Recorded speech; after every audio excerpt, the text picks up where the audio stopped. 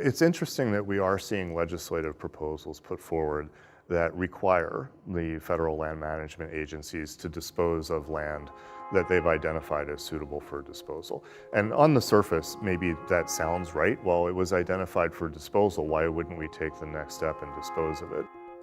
The initial analysis is done at a more coarse level. The case by case, okay, now we're actually going to go do something with this, is done at a more specific level, and that often illuminates other factors like there's no market, or the market is depressed right now, so let's hold on to this until the market improves. What we know about things being classified disposable depends on the agency. In the case of BLM, there have been a priori designations of disposable BLM parcels done by state. About 10.7 million acres of BLM land is marked as disposable. That represents about 3.65% of all BLM land and nearly 1% of all land in the West marked as disposable. The concern is just dumping of a lot of federal land into the private sector. And that is a concern, but whether it's scheduled over a 4-year liquidation period or 8-year liquidation period, the impact of the local real estate market should be minimal, if any.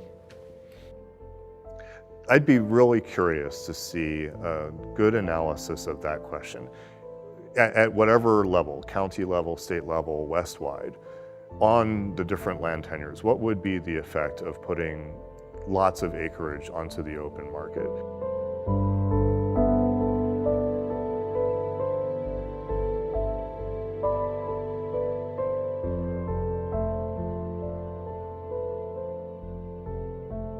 If you look at Southern Nevada Public Lands Act, that was established 20 years ago.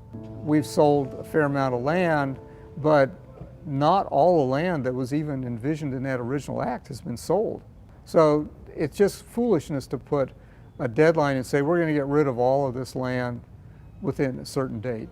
That is not in the public's interest to do that.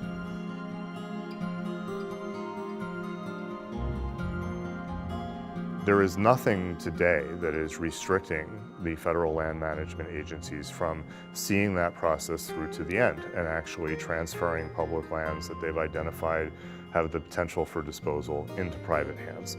So the legislation that we're seeing come up here and there does not remove a restriction. It removes the good governance of how that process unfolds by mandating that it happen. If there's not a market for it, then you'll wind up selling it at a very low price. You will depress the market for existing land, and you will basically not get the value for that land that the public deserves to get.